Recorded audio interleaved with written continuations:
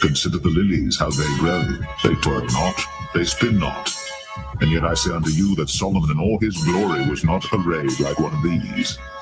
If then God so clothed the grass, which is today in the field and tomorrow is cast into the oven, how much more will he clothe you, O ye of little faith?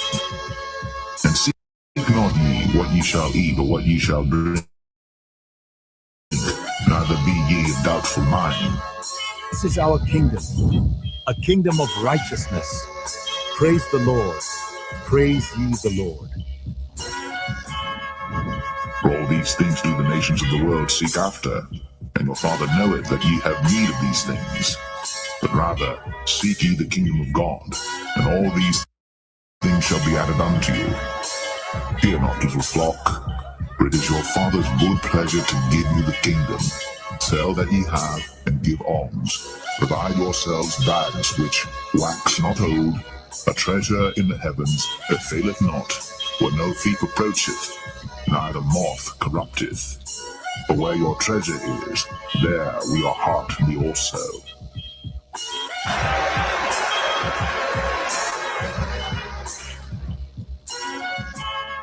To the kingdom of Israel! Yahweh Hashem, Yahweh, Yahweh Hashem, Yahweh, Yahweh Hashem, Yahweh, Yahweh Hashem, Yahweh. The election, an aristocracy, meaning rule of the best, a group or class considered superior to others, a government by the best men in the state, a governing body composed of the best men in the state, and that's the elect. We're about to have it all right? Psalms 37 and verse 11, and it reads, "But the meek shall inherit the earth, and shall delight themselves in the abundance of peace." That word for peace in the Hebrew is shalom, which goes into safety, soundness in body, meaning we're going to truly have rest, welfare, health, prosperity, peace, quiet, tranquility, contentment. So we're going to fully enjoy the planet Earth. We're going to rule and exist within the Lord's creation as we were created to do. I'm ready to rule the world, man. How about you? Let the golden light of this sunset guide our hearts in peace.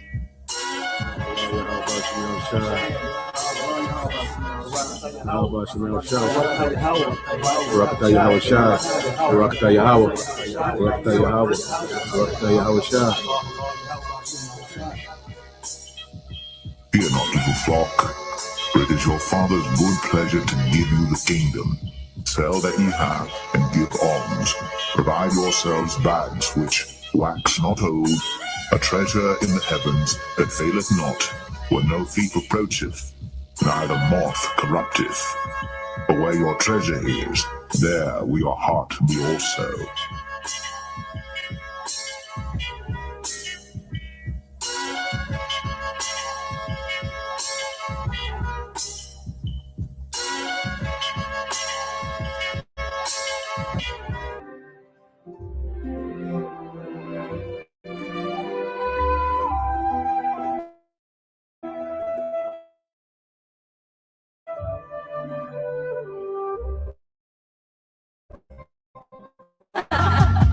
Abundance and joy, and to eternal peace.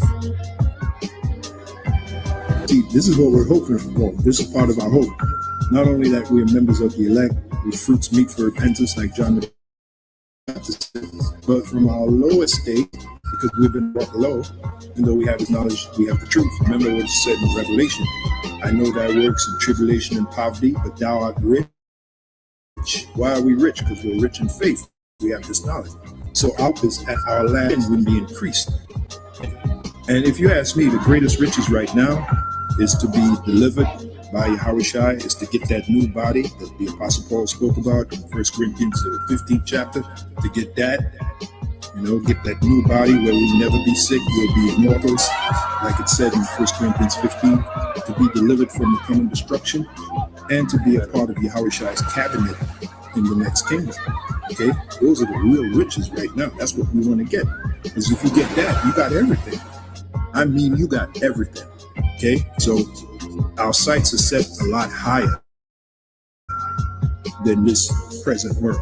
All right, as it is written, the fashion of this world shall pass away. We are individuals of vision, and if an individual lacks vision, he perishes. Okay, so we can see the future. All right, and we hope that we're going to be part of it, beginning with the elect.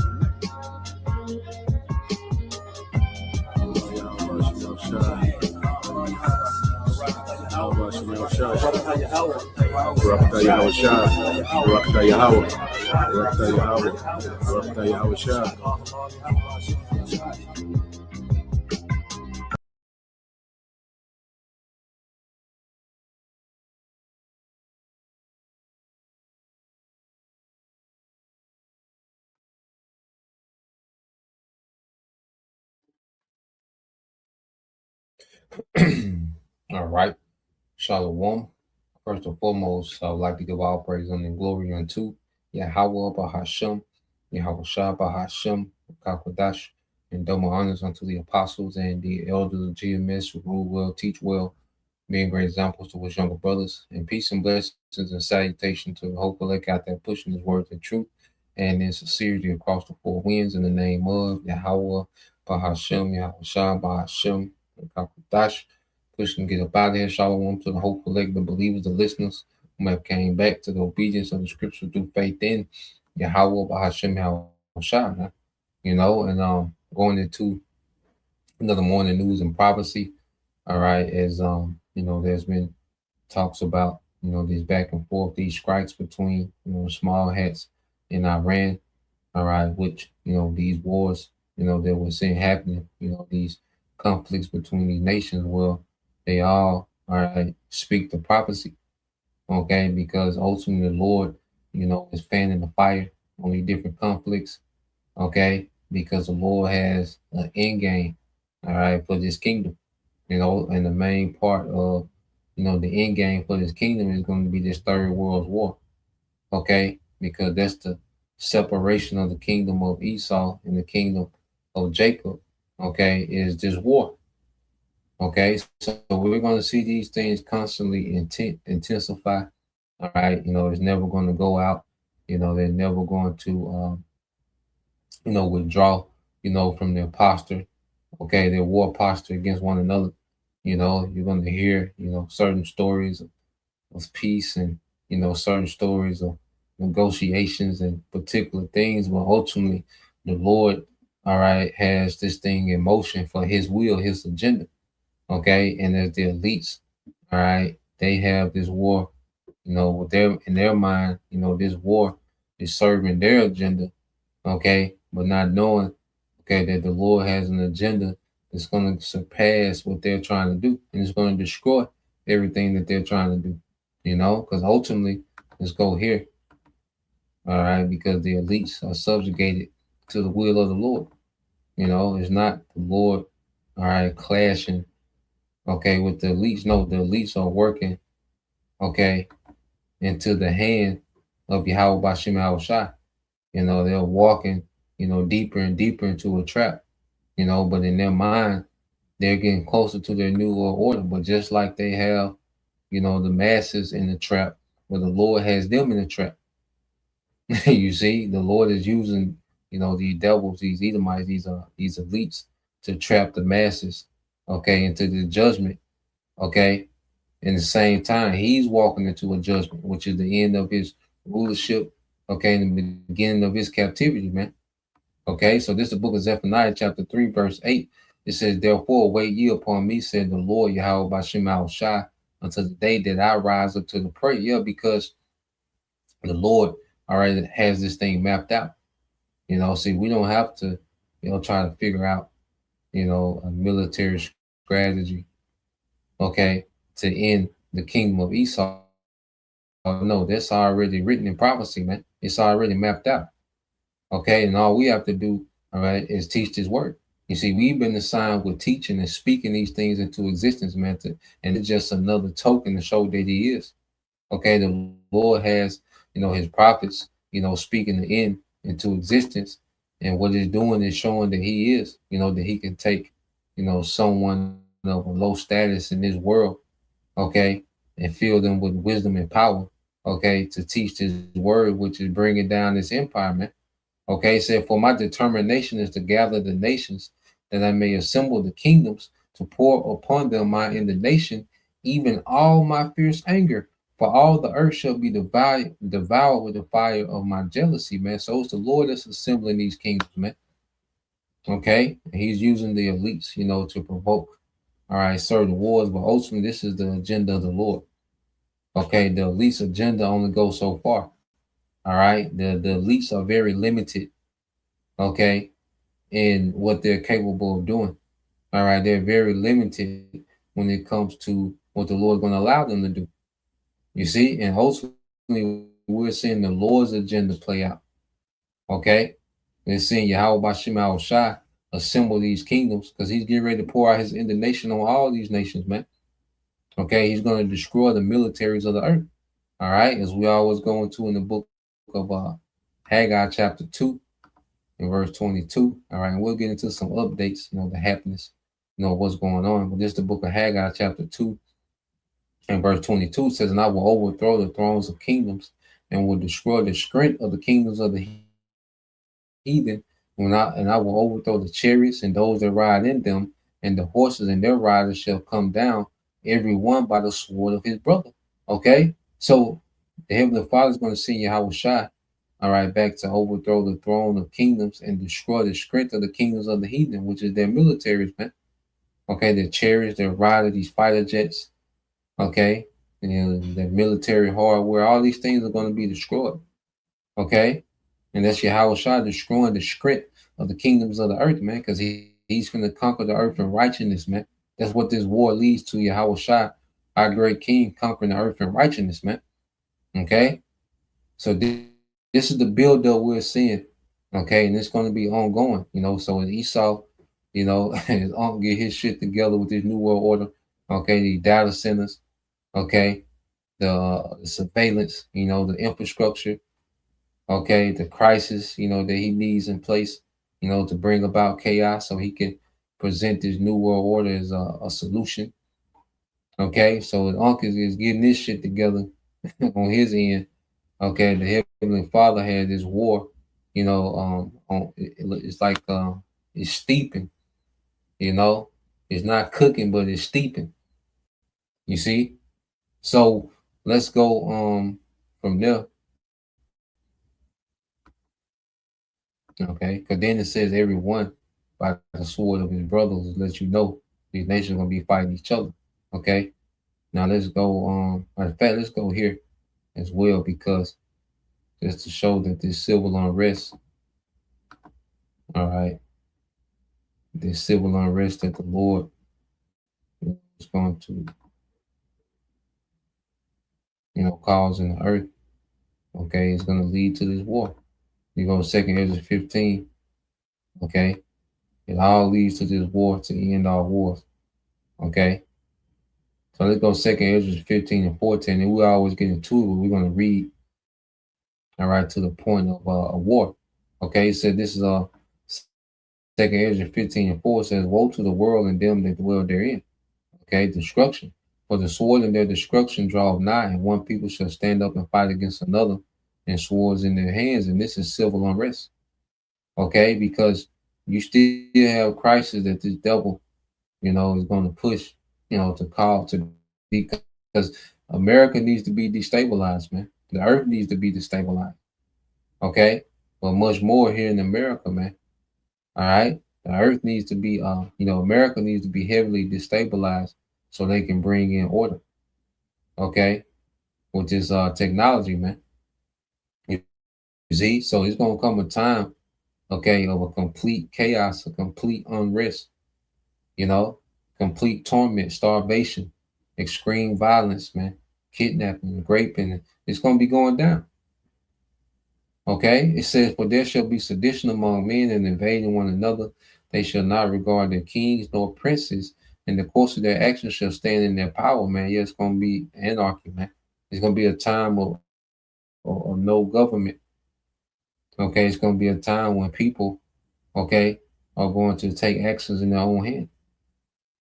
Okay, these little cities and towns where they're going to be overran, okay, with sedition. Okay, and at least want, sedition. They want people to purge.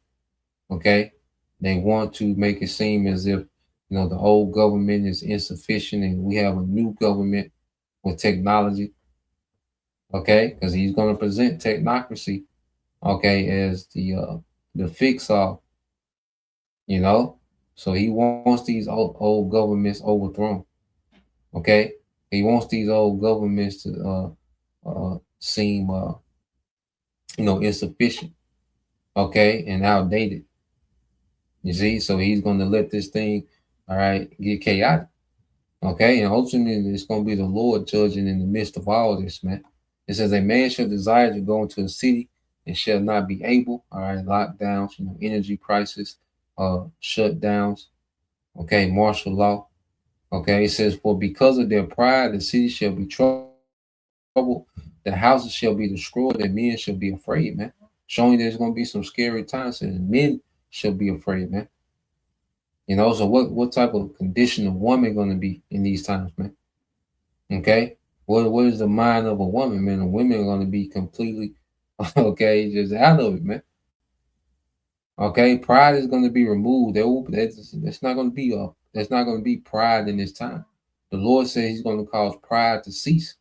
You go to Isaiah the 2nd chapter, and you go into the word cease. It's Shabbat. Okay, Shabbat. All right, the Sabbath, which goes into a rest.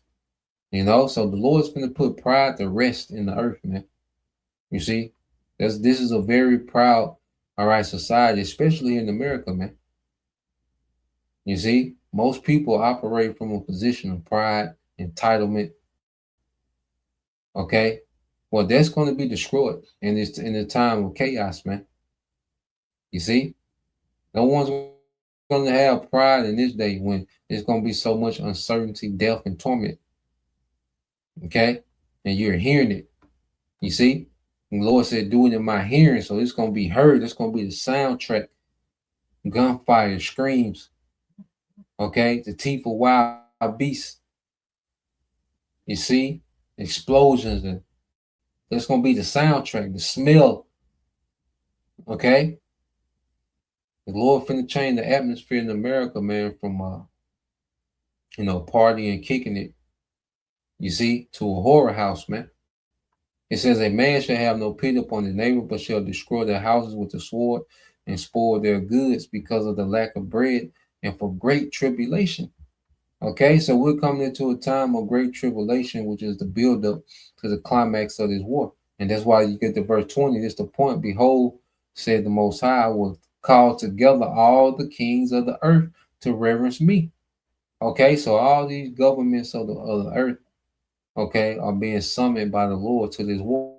All right, which is from the rising of the sun, from the south, from the east, all right, in Lebanon, to turn themselves one against another and repay the things that they have done to them. Yeah, so the Lord's going to have these nations begin to take each other out.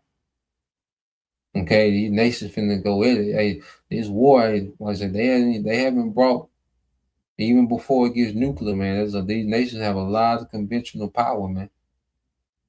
Okay, when China and Russia get directly involved, Turkey. Okay, when those nations get directly involved in this thing, man, it's a lot of destructive power, even with just conventional warfare before it goes nuclear, man. And then they're gonna be wiping each other out, man. This third world war, man, even before it get nuclear, man, it's gonna be destroying cities, destroying populations, man, destroying, critical infrastructure.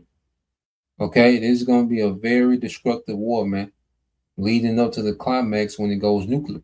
Okay, so we're just watching the build up to these things, man. Because it's the Lord's prophecy at work. All right. So when you go, let's go here. play this first clip. Right.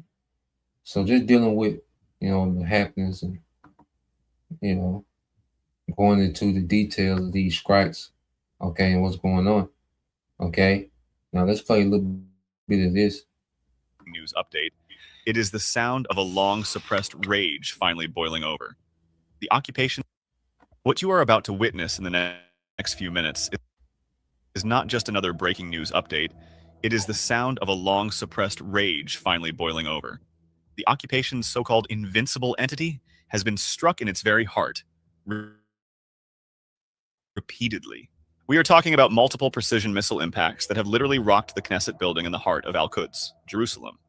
This is the moment Iran's military made good on its promise of a decisive and painful response following the illegal, cowardly strikes on Beirut that butchered innocent civilians and resistance leaders just days ago. In a carefully coordinated wave of devastation, Iran launched at least 20 ballistic missiles that tore through the skies towards occupied territories. But this was not just a symbolic gesture. According to field reports, at least one projectile impacted dangerously close to the Knesset, the so-called parliament, suspending a legislative session in chaos. The occupation forces are attempting to maintain a news blackout, but independent and pro-Iranian sources confirm the damage is extensive. Simultaneously, the strategic petrochemical plant in the Haifa Bay area was decimated. For hours, massive columns of fire and black smoke rose from the oil refineries, effectively crippling the occupation's energy infrastructure. The strikes didn't stop there. Settlements near Jerusalem and northern areas adjacent to the Lebanese border suffered direct hits, with damage reported across multiple sites. This was not a random act of aggression, it was a measured, high IQ military chess move. We prompt the customer to let us know exactly what they're looking for, and Finn takes care of it. Before we dive deeper into the crumbling of... So yeah, what you had, like Iran, had a red line, because Hezbollah and Iran, are allies. And, even with this ceasefire, the small hats, have been striking civilian targets in Lebanon. And they've been, having ground war with, Hezbollah, okay? And the red line was not to strike, these subdivisions, okay, in Beirut. And the small hats did it, and Iran responded, as they said they would. And it was limited, but it was a pretty, lethal strike. They hit some places. They caused some devastation in northern Israel, which is causing, these small hats to begin to evacuate out of northern Israel. Okay. So you have a direct conflict now between the small hats and Iran. And see, the small hats, they haven't really responded yet. They really haven't done anything back. All right. Which shows you that Iran has established deterrence, all right, militarily with these small hats. Okay, because usually the small hats are looking for a reason. Okay. But without, America, being at the forefront, because America is tied up, with the Strait. Okay, they're losing, certain vessels and, aircraft and helicopters, in the Strait, and then you have the Houthi rebels that have been activated. Let's go here.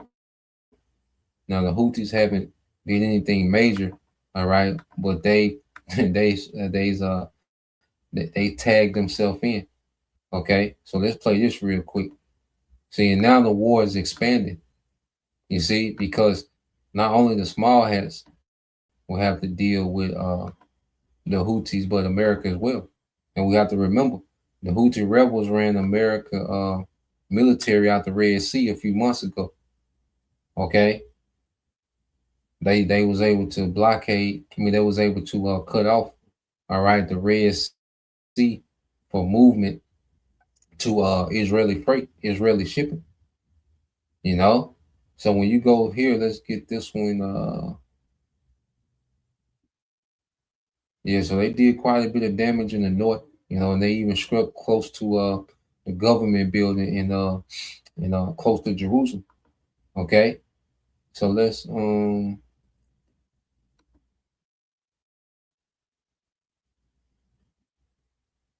here we go. Let's go right here.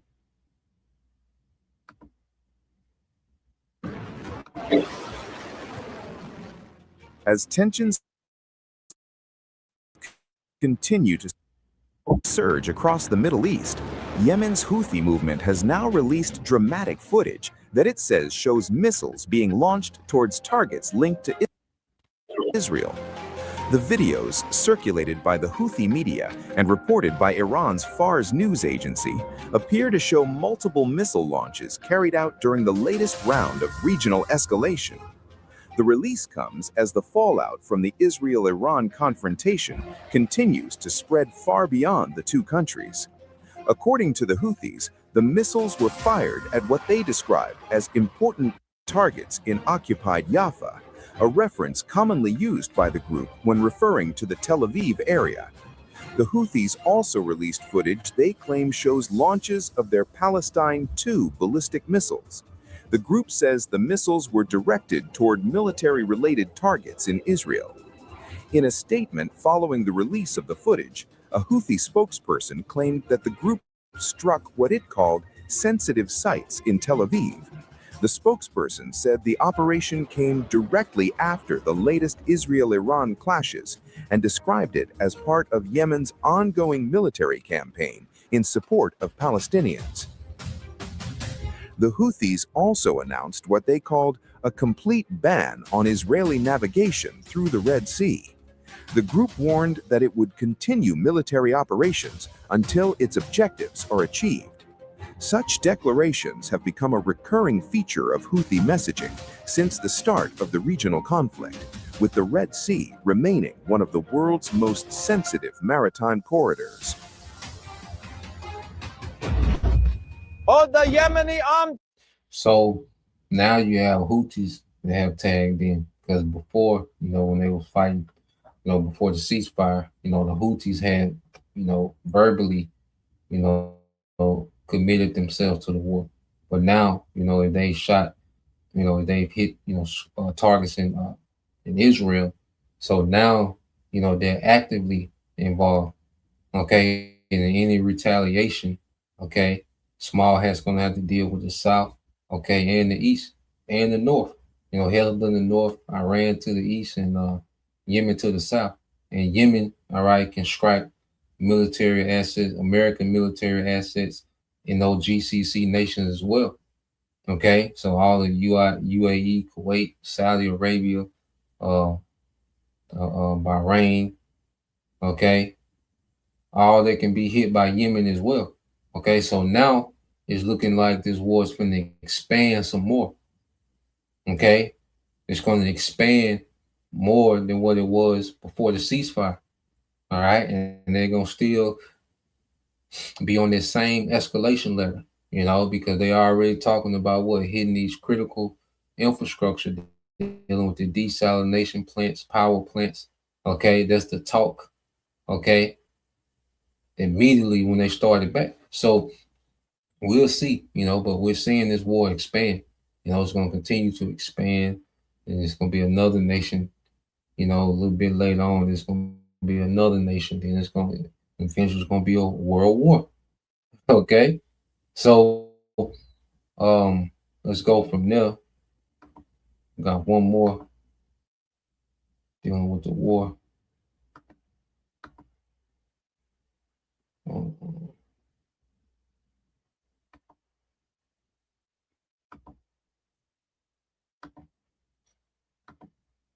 Yeah, let's play this one.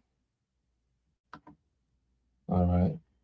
So yeah, it's looking like Iran is ready, to lock back in. Now it's just waiting on how these small hats going to respond. Okay, but Iran, they set themselves up for another campaign, the way they came out the gate. Because when you come out, your first move, all right, you want to destroy, you want to limit your enemy's ability to respond.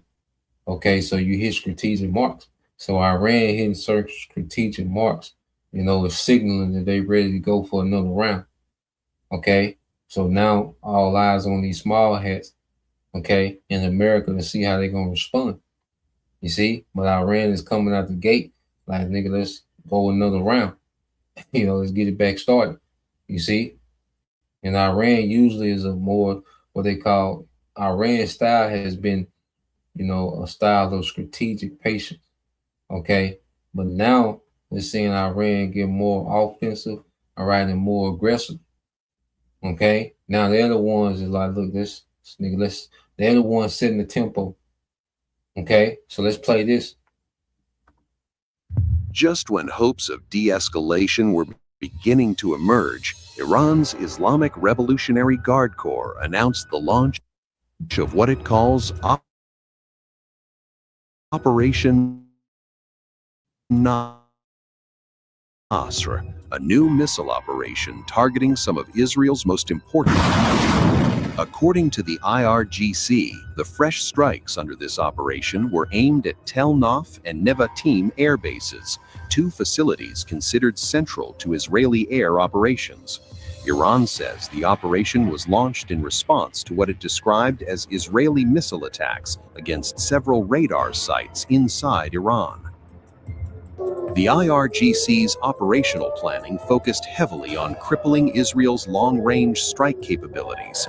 Air defense warning sirens sounded across central and southern Israel as military radars picked up dozens of incoming air-launched and surface-to-surface ballistic missiles racing across regional airspace. The IRGC statement confirmed that its main missile divisions successfully engaged and struck key centers within two of Israel's Air Force's most vital aerial warfare installations. Stop watching this ad. Go to Wix and grab your domain name before someone else. Nevatim Air Base, located in the southern Negev desert, this facility serves as the primary home for Israel's advanced F-35 stealth fighter squadrons and long-range logistics networks. Tel Naf Air Base, situated in central Israel, this base acts as a critical nerve center for combat helicopter fleets, elite reconnaissance assets, and strategic electronic warfare components. According to the IRGC, Operation Nasr was not unprovoked. It was launched in direct response to what Tehran termed missile aggression by the child-killing Zionist regime. Just hours prior to the Iranian response, Israeli air units executed deep penetration strikes that successfully targeted several essential Iranian radar monitoring sites across 3 separate locations in the country. As Israeli defense officials braced for what they projected would be a multi-day war, Prime Minister Benjamin Netanyahu called an emergency security cabinet meeting to determine the scale of Israeli military retaliation. The IRGC has warned that Operation Nasr is merely the opening phase of a much larger campaign. In a follow-up statement, the Guard issued a blunt ultimatum, warning that waves of missiles and drones will continue to launch round the clock for the next 7 days until their adversaries are fully deterred. Including the Islamic Revolutionary Guard Corps. Yep, man. So Iran, so they got a 7-day campaign, in which they're going to. And the army of the Islamic Republic. One thing you see about Iran, the things that they do, they really cripple, America and the small heads militarily.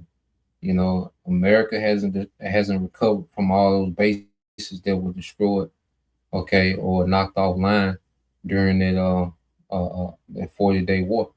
Okay, Tel Aviv hasn't recovered. Okay, a lot of those refuel tankers, okay, have been knocked offline, which makes it harder for the small hats and America to do those airstrikes because they have to get closer to Iran, and that's why you see they started towards the end before the cease war. America was losing a lot of aircraft because they had to get closer because they was running out them Tomahawk missiles, which has a longer range. Okay, and they had to switch over to a lesser grade missile. Okay, to where they had to get closer, and they was getting picked off. Okay, and they couldn't continue like that. You see, so now, all right, you see, Iran, is putting pressure on the small hats and America. And you see America ain't quick to move like that. All right, these small hats, they, you know, they not quick to just wild out. Okay. Everything's been limited on the West. Okay. And at the end of the day, man, you know, the least got their thing going on.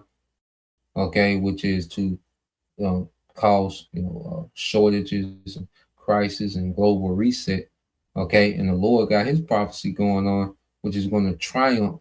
Okay, these elites, man, because the elite agenda is working for prophecy, man. Okay, this agenda is not working for the elites; it's going to work for prophecy.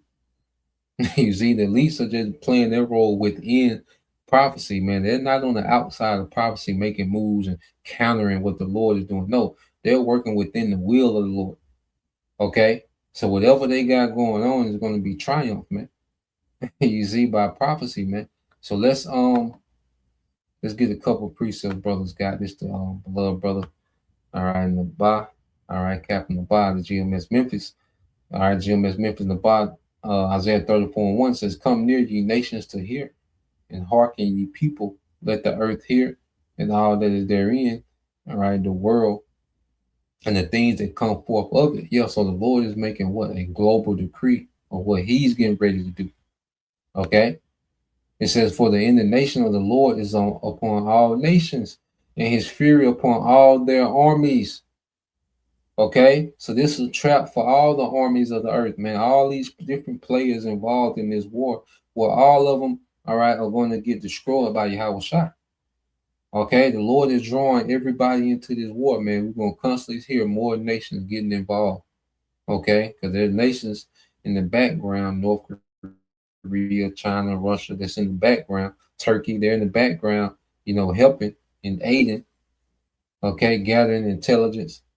You see, giving intelligence, man.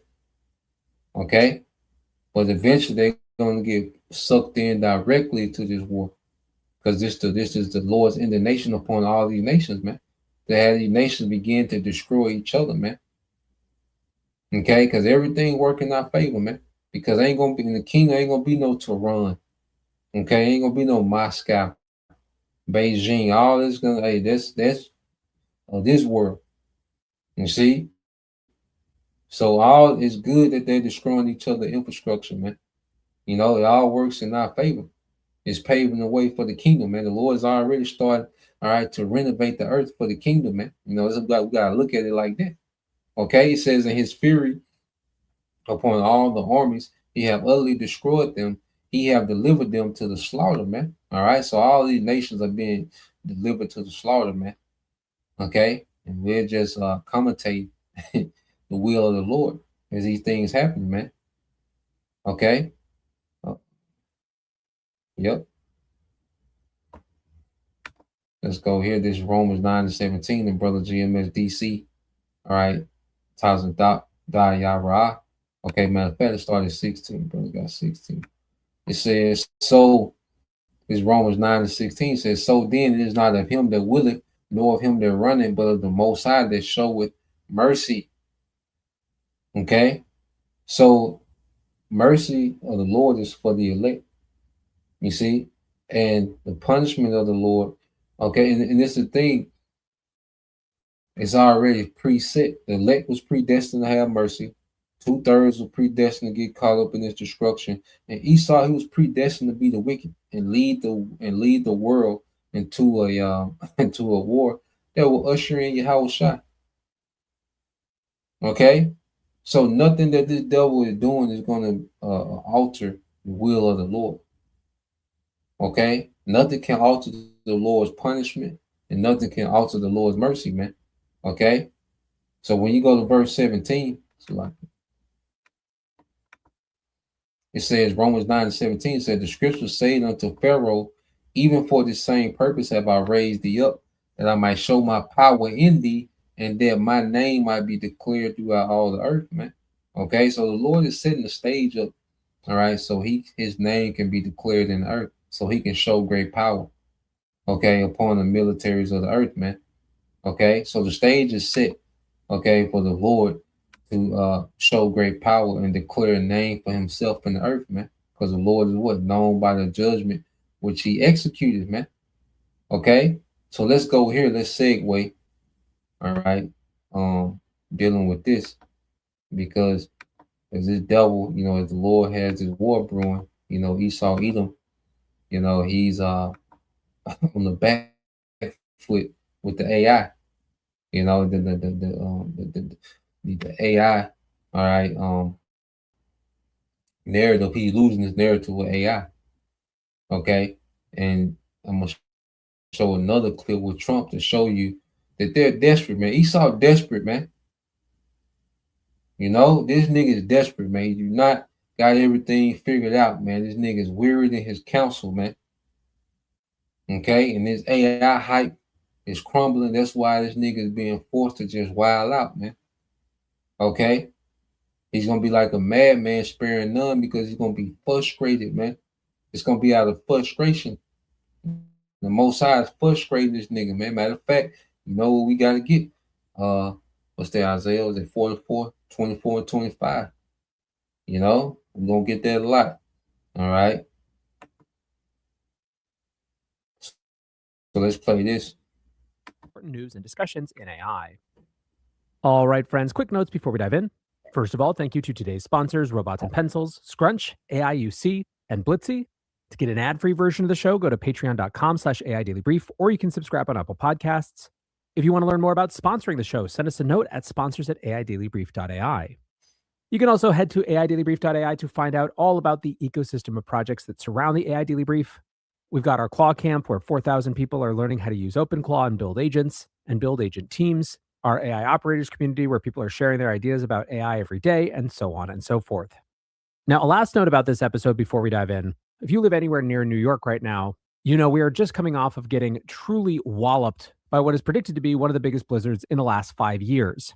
Unfortunately for me, it turns out that the blizzard's path and timing was nearly identical to our family's flight back from South America, meaning, of course, that it got pushed and I am having to record this show in advance. Now, this kind of works out because this is a topic I've wanted to do for a little while now and was planning to do sometime this week, but this is a pre-record. I'm actually recording this on Sunday, February 22nd. Unless something dramatic happens, I should be back tomorrow with our normal format. So what we are talking about today is the anti-AI movement. And to be honest, calling it a movement might be a little overstated at the moment. It is certainly not one big organized thing. The reasons for it are not monolithic. And it would be reasonable for one to ask to what extent this is just driven by media narrative. It is certainly the case that for the last few years, since the launch of ChatGPT, we've had a pretty never-ending cycle of AI hype and enthusiasm as the main media story around it, followed by some type of skeptical narrative when that excited narrative fails to be exciting anymore. And the media is all over this one right now. Just this weekend from the New York Times, we got a piece called "People Loved the .com Boom, the AI Boom, Not So Much." In it, author David Streitfeld asks, tech leaders are beginning to worry about the public's underwhelming enthusiasm for their plans to remake the world with artificial intelligence. Will that burst the bubble? And then, of course, even more commented on, the Time magazine cover from last week called "The People versus AI." The cover features 9 headshots of people who, for various reasons, find themselves opposed to AI, at least as it's currently constituted, forming the basis for a large cover story about this emergent political and societal force. For some, they believe that this is also somewhat deserving of scorn. Lumps on X shared a remixed version of the Time magazine cover, this one featuring 9 cave people, with the headline being "The People versus the Wheel. Grunts from the silent majority dragging rocks and rolling is a drag." I've also seen plenty of versions of this with "The People versus the internet" or "The People versus any other technology." Now, of course, what's being implied here is that with any new technology, there's always some amount of resistance that eventually looks silly and short-sighted in retrospect. And for those who are most involved in this technology, I do understand the frustration of feeling assailed for building or working on a thing that you think is going to be really positive, but where it feels like so many people are genuinely mad at you just for doing what you're doing. And yet, I think it would be a mistake to view the rise of anti-AI sentiment as simply a media narrative. There is a huge and growing canon of studies that show particularly Americans have extreme skepticism around AI. A recent YouGov study found that 58% of Americans said that they don't have trust in AI versus 35% who do. 45% of Americans said that they think that AI's effect on the economy will be mostly negative versus just 16% who think that it will be more positive than negative. And nearly 2/3 of Americans in that YouGov poll, 63%, think AI will lead to a decrease in the number of jobs available in the US versus just 7% who think that it will increase the number of jobs. In a Pew Research poll from last year, the US ranked dead last in terms of the ratio of citizens who were more concerned versus more excited about AI. Only 10% of those polled said that they were more excited than concerned, versus 50% who said they were more concerned than excited. Tell Monday what you need. We're creating an agent and naming him Tony. Now let's give him context. I'm giving Tony access to the relevant. So the point here is that whatever reasons you want to ascribe to it, and even if you think that it is overblown in the media narrative, there is definitely a base level of skepticism and concern among Americans when it comes to artificial intelligence. And what's more, it seems to be growing. A number of videos out of New Brunswick, New Jersey went viral on X after hundreds of citizens showed up to a planning meeting about a data center and got the project canceled. That video, shared just a couple of days ago, got 5 million views. Organizer Ben Zobiak, who posted the video, wrote, "A data center in New Brunswick was canceled tonight when hundreds of residents showed up. When we fight big tech and private equity, we win." AI curator Andrew Curran writes, "After 3 years, it seems to me that public anti-AI sentiment in the West is now at its highest point." Political commentator and statistician Nate Silver has been talking about this a lot. He recently tweeted, "If AI produces unprecedented levels of technological disruption on timescales that are an order of magnitude or two faster than anything in human history, it's going to be an unprecedented political fight. And for what it's worth, the timelines potentially line up with the 2028 US election." He also talks about how this white-collar first disruption doesn't have political precedent. So yeah, you see, this decline, all right, towards AI, and this AI is a major part of what this New World Order, all right. There's a major uproar against, there's a movement against these data centers. There's a movement against AI. There's a movement against, technology. They're calling it out, saying, look, this is a digital prison. Okay. If a brother want to post that, Mark 4:22. Okay, this is a digital prison. You see people are saying, wait a minute, this is a digital prison. Okay. The carbon footprint, the digital footprint, the digital ID, the programmable money, the CBDC. Okay. So they're calling this thing out for what it really is. All right. And he's getting a lot of backlash, man. Okay, which is going to make him have to hurry up, because the backlash is only increasing because he can't get control of the narrative. There's nothing that he can say, all right, to get control of the narrative when data centers are actually destroying people, killing people, sickness, the water, is being destroyed, the water pressure, the light bills. He can't go backward. There's nothing he can say, to reverse that, man. Okay. So he's lost a lot of narratives, all right, that he was pushing, to slide into this New World Order. So it's going to take more drastic measures. Okay, it's the book of Mark 4:22. This is brother servants of Yahushua. For there is nothing hid which shall not be manifested, neither was anything kept secret, but that it should come abroad, man. So everything is coming abroad. Okay, Esau, Edom is made bare. He's been exposed, man. Beginning with the prophets, the testimony, the prophets, okay, and the upheaval of his subjects, man. Okay, so let's go into this one. So listen to your guy. All right, this is the latest promise, one of the latest promises from from Trump. Okay, so let's listen to this nigga here, man, showing you that they're desperate. Okay. That there are concepts where out there's so much money and it's so big that there are concepts where pieces could be given to the American public, where the American public essentially becomes a partner with the companies. And I will tell you, I have spoken at all of them. There's something very interesting about it, where it almost becomes a partnership with the American public. And we'll look into that. We are looking. I actually have a meeting scheduled in the very near future with, did you know that, with all of the companies, and we're talking about it, where the American people can benefit from the success of AI. And by doing that, they're going to like it better. Which companies? All of them. All the big ones, yeah. All the big ones. They're all coming to the White House probably next week. This is a call for an uprising. Welcome to today's show. A partnership with the American public. While everybody continues to be distracted by man-made created stories, these psyops that we see day in and day out, the left-right psyop that obviously most people are engulfed in, where they care about things that shouldn't even be discussed, things about gender, things about who could use what bathroom, really low-level thinking type of topics keep everybody trapped on a day-to-day basis from paying attention to what's really going on around them and what Donald Trump is doing, which is building out a technocracy here in the United States of America, which has been the plan all along. It is communism through technology, if you want a short summary of what it is. And you heard him right there. A partnership with the American public. Donald Trump is meeting with all of these big AI companies, which we all know are a branch of our government anyway, as I will tell you and have told you many times over, whether it's Meta, Facebook, whether it's Amazon, there's all connections, whether it's Tesla, all connections to the government themselves. This technology that they sell you is the technology that they would want to come to your door and make you and force you to have in your home. But the people would have rose up against it. They wouldn't have wanted phones 25 years ago where they knew that, hey, you know, these phones have GPS tracking, they can follow you where you go, et cetera, et cetera.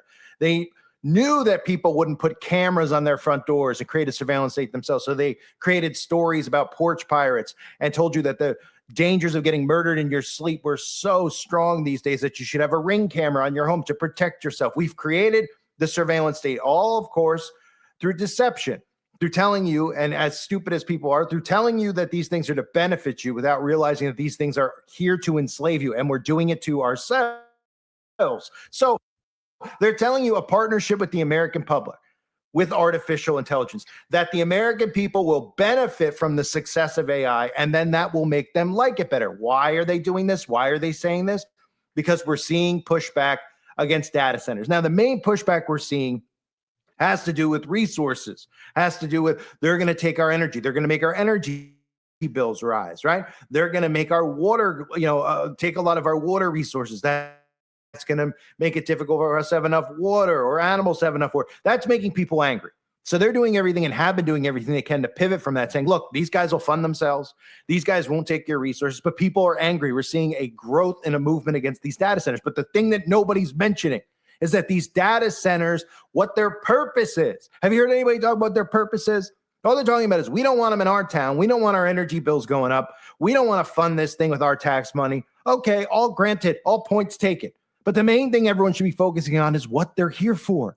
The data centers are to be built out to keep a digital monitoring system of you and me and everything that we do. In other words, it's not just the stuff you text out to people where, we know people text or they use Snapchat and these other things to try to hide what they communicate with each other, which of course is not hidden at all, or VPNs or all these other things. The government is building out these data centers because each data center is going to have a digital profile of you. What you say online, what you shop for online. And no, it's not so that they can market you things and sell you things. It's so that they have a full-on surveillance on every single individual, which means that once facial... Yeah, man.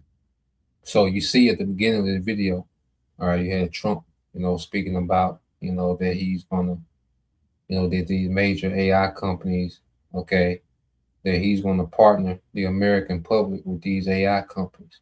When you get some type of share of AI, okay, because he's trying to sell it. Trump is a salesman. This is what he's here for, to sell you, okay, the New World Order. Okay, this is his whole agenda, is to sell you this technocracy, man. Okay, as if you benefit somehow. Okay, so now, showing you how desperate they are, they're saying, well, look, we're going to make the public, okay, partners, okay, and they're going to have a share in the AI, the profits of AI, which AI doesn't make a profit. Okay, AI doesn't even make profit. You see, so how the hell could the public be partners and have profit shares when there's no profit. Okay, there's no monetary profit because it's just a system of control. Okay, there's no business model with AI. It's a system of control. Okay, the profits from AI is a hype. Okay, the capability of AI is hype. Okay, but it just shows you how desperate they are. Now they're trying to pitch to you that, look, we're going to make you a profit share. Wait a minute, why you want to just pay people wages? Here it is. This is a nation that doesn't even pay people livable wages, but they're going to make you a profit share of these AI companies. They're going to make over 350 million people. Okay, they're going to split up the profits amongst 350 million people. Okay, of a non-profitable corporation. You see, with just the desperation, man. All right, and he just gets up there and says any goddamn thing. Okay, that's his job, to say anything to keep you people distracted at bay, whether you hate them or love it. As long as you're distracted and arguing about nothing, or either he has your hopes up, okay, it doesn't matter to them, man. So let's go here. This is the book of Isaiah, chapter 44 and verse 24 says, "Thus said the Lord thy Redeemer, and he that formed thee from the womb. I am the Lord that maketh all things, that stretcheth forth the heavens alone, that spreadeth abroad the earth by myself, that spreadeth abroad the earth by myself." Okay, so these are the times, when the Lord is finna show that he is, man, because Esau is making it seem as if he can recreate creation. All right. And the Lord is like, nah, I'm the one that do that. Okay. And he's going to put Esau in his place, man. Okay. I create everything.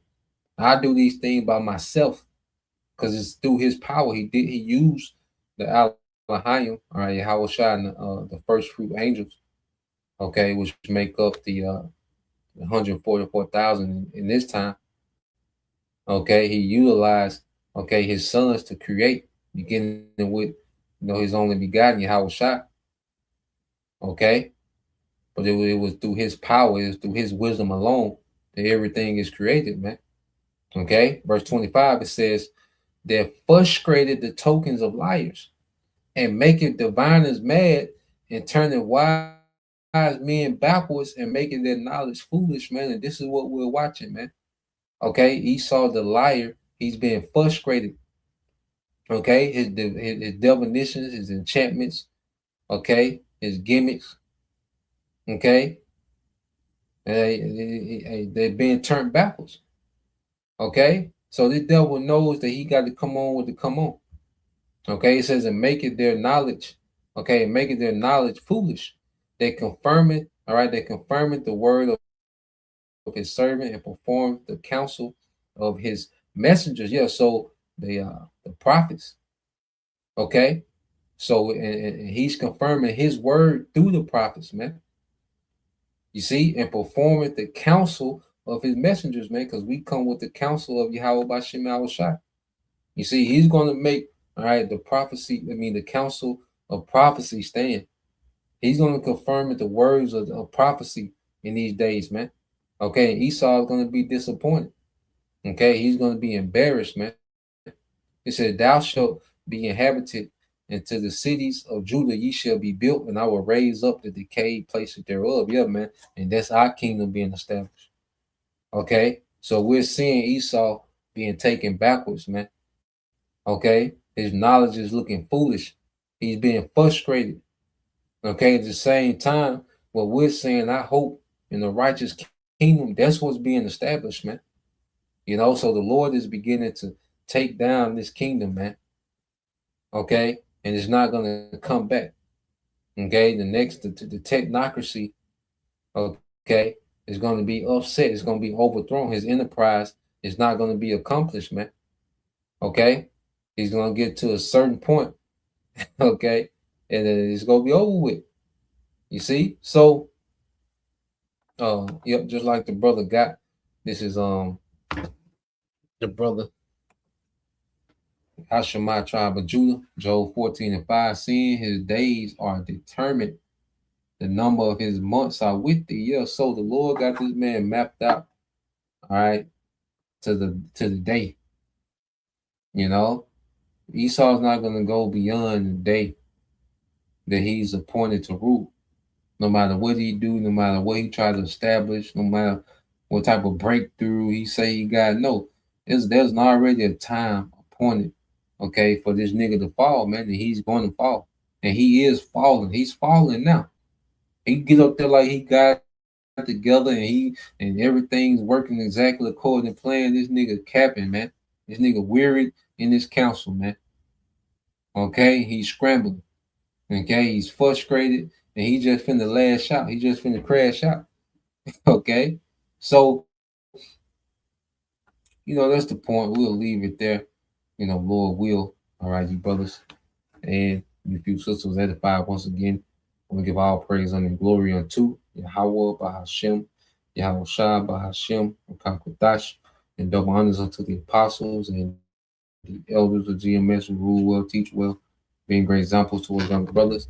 And peace and blessing, salutation, hopefully, shalom.